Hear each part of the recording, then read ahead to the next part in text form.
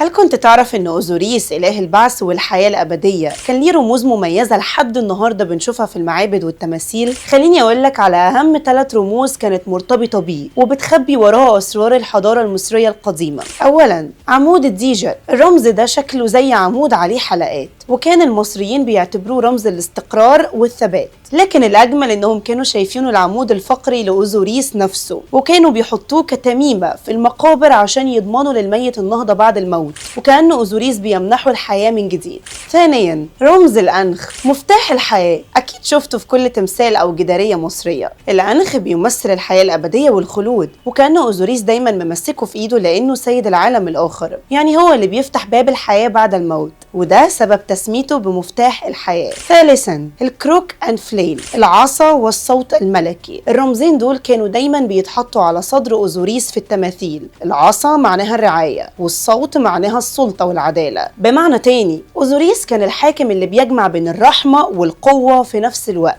وده اللي خلى الملوك بعد كده بيستخدموا نفس الرمزين كرمز للملكية. وفي النهاية كل رمز من دول مش مجرد شكل على جدار، لكنه لغة مقدسة بتحكي فلسفة المصري القديم في الحياة والموت والبعث. دي كانت مصر القديمة، حضارة مش بس بنت الأهرامات، دي بنت رموز خلدت فكرة الخلود نفسها.